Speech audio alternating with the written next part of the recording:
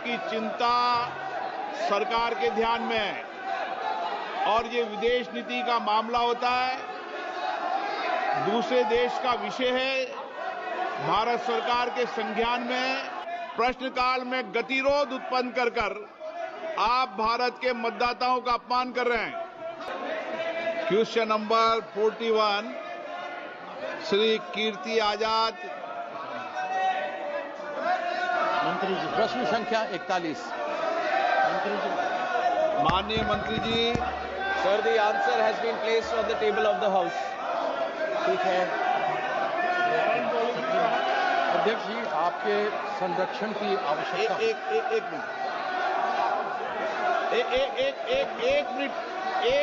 एक minute please. माननीय सदस्यगणों, आपकी चिंता सरकार के ध्यान में है और ये विदेश नीति का मामला होता है, दूसरे देश का विषय है, भारत सरकार के संज्ञान में। इसलिए मेरा आपसे निवेदन है कि प्रश्नकाल महत्वपूर्ण समय होता है और प्रश्नकाल के महत्वपूर्ण समय में मतदाताओं की चिंताएं, उनकी समस्याएं, उनकी कठिनाइयों को हम उठाने का प्रयास करते हैं और सरकार जवाब देती है।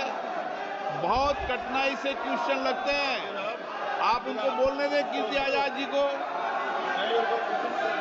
आप सहयोगी दल को व्यवधान पैदा कर रहे हैं, उनको नियोजित तरीके से प्रश्न उठाने देना चाहते हैं।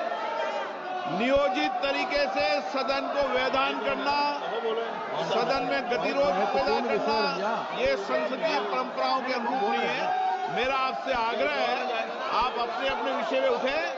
12 बजे आपका विषय आएगा, उस समय आप चर्चा करना। कीर्ति अध्यक्ष महोदय, मुझे आपके संरक्षण की आवश्यकता पड़ेगी। मैंने प्रश्न पूछा जो पहले भी एक बार पूछा जा चुका है पिछले सदन में। यहां पर जवाब 2023 में सिविल एविएशन मंत्रालय ने दिया था और अभी भी उन्होंने कहा है कि नमो drone DD scheme ministry of agriculture and farmers का मैं समझ में आता है। मुझे आश्चर्य है कि civil aviation, department of fertiliser और डिपार्टमेंट ऑफ एग्रीकल्चर में आपसी विरोधाभास है। यदि बिंदु 3.35 स्टैंडिंग कमेटी की रिपोर्ट की आप देखें केमिकल एंड फर्टिलाइजर की, उसमें लिखा हुआ है, and I quote, distribution of 10 drones per village in more than 6 lakh villages is dealt in the Ministry of Civil Aviation. The scheme is not related to Department of Fertilizer. मैं मंत्री जी से यह जानना चाहता हूं कि क्या agriculture ministry, department of fertiliser, department of civilisation में नमो ड्रोन दीदी का आपसी कोई तालमेल है ही नहीं, यह केवल एक जुमले के रूप में रह गया है? इसका जवाब देंगे मंत्री जी? Sir, the Namo Drone Didi program is a flagship program which was envisioned by the Honorable Prime Minister Narendra Modi ji for financial inclusion and especially the empowerment of women. And I am very happy to share that this has really improved the earning of the women, in which we have done this thing also, sir. And regarding which ministry does it come under? This is the parent department is Department of Fertilizer, which is dealing with this drones distribution, sir. The scheme actually comes under the Department of Fertilizers, which is trying to give the 80% subsidy to the women self-help groups. And the whole number of drones that need to be distributed is up to 15,000 drones. And we have done up to 500. And why we are trying to see how the remaining 14,500 will be done is through indigenization. We want to promote more indigenization of drones. So this is a collective effort. Ministry of Civil Aviation, Ministry of Agriculture, Department of Fertilizer. Collectively we want to see and promote the utilization of drones in agriculture, because we see a direct impact, especially in the earnings that the usage of drones can give to the owner of the drone, and also the impact it can have in the agricultural production and the reduction of the fertilizer or pesticides that get used in agriculture, sir. And the figure of distributing these 10 drones, this has come up in a discussion between these ministries, when we were trying to promote, to look at the potential itself, what will be the potential? We have come up with the aspirational figure that we can have at least 10 drones per village. And initially through the Namo Drone Didi program, we are doing 15,000 drones. Distribution 500 have been done, and in the remaining time period, stipulated time for the Drone Didi in those 3 years, we are going to see that the remaining 14,500 drones are also going to be distributed. Supplementary sir देखिए, विरोधाभास आ गया। मैंने कहा मुझे आपके संरक्षण की आवश्यकता है। 3.33 स्टैंडिंग कमेटी की जो रिपोर्ट है उसमें लिखा हुआ है, and I quote, distribution of 10 drones per village is more than 6 lakh villages is being dealt in Ministry of Civil Aviation. This scheme is not related to Department of Fertilizer. अभी मंत्री जी ने कहा कि डिपार्टमेंट ऑफ फर्टिलाइजर का है, लेकिन ये standing committee की रिपोर्ट है जो बोलती है कि नहीं है। तो मैं ये जानना चाहता हूं कि ये स्कीम है तो किसका है। लेकिन इस पर आगे बढ़ते हुए मेरा प्रश्न है कि मंत्रालय ने माना है, क्या यह सच नहीं है कि मंत्रालय ने माना है कि 6.6 लाख गांव के अंदर ड्रोन देने हैं, और यदि एक गांव में 10 ट्रैक्टर हैं तो 10 ड्रोन, यानी 6.6 लाख गांव के अंदर 66 लाख ड्रोन की आवश्यकता है, जो मंत्री जी ने माना इनको प्रोवाइड करना है।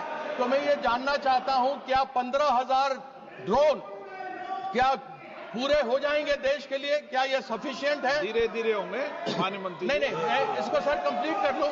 सर इसको कंप्लीट करना। एक minute. Nano fertiliser sir, drones की इस्तेमाल हम बहुत ज्यादा कर सकते हैं इस देश में। There is a lot of potential for the utilization of drones, and not just in agriculture. I have 50 use cases in 12 departments itself, and the use cases are limitless. The possibilities are endless. But when it comes to utilization of drones in agriculture, one is the Namo Drone Didi program, through which we are doing 15,000. And when it comes to these 10 drones per village and 6 lakh villages, this is an aspirational figure that we have. How do we see the future applications? We are ensuring we have something in mind so that we have a direction in which we can move forward, and there is no special scheme for the distribution of drones, but we have a figure in mind of what the potential can be, which we are trying to see that we can encourage the industry to ensure more use cases come under drone applications. Question number 42 Shri Dhairyasheel Sambhajirao Mane. Dhairyasheel Sambhajirao माने। माननीय मंत्री जी। सुधीर गुप्ता। माननीय अध्यक्ष जी। सुधीर गुप्ता जी। माननीय अध्यक्ष जी, मुझे प्रश्न क्रमांक 42 पर बोलने का अवसर दिया, बहुत बहुत धन्यवाद। मैं आपके माध्यम से माननीय मंत्री जी को धन्यवाद भी दूंगा कि जल गुणवत्ता और निगरानी के लिए और देश में एक मैकेनिज्म विकसित किया है, और इसके लिए जो गाइडलाइन जारी किया उसको संक्षिप्त पुस्तिका के रूप में प्रकाशित भी किया है। साथ ही इस बात के लिए भी धन्यवाद कि जेजेएम के माध्यम से आपने 2% फंड पानी की गुणवत्ता को मेंटेन करने के लिए प्रशिक्षण और प्रयोगशालाओं की स्थापना के लिए भी जारी किया है। मैं जानना चाहता हूं कि क्या ये प्रयोगशालाएं पूरे देश में जिला स्थानों पर या संसदीय माननीय सदस्य, सदन में ये तरीका आपका उचित नहीं है। मैं आपको आग्रह करता हूं, प्रश्नकाल महत्वपूर्ण समय होता है, आपके सारे विषय गंभीर और संज्ञान में सरकार ने लिए हैं, और क्योंकि विदेश नीति का मामला है, दूसरे देश का विषय है, उनकी अपनी पॉलिसी नीतियां होती है, भारत सरकार इस पर गंभीर है। मैं आपसे आग्रह करता हूं कि आप सदन को चलने दें, व्यवधान पैदा नहीं करने दें।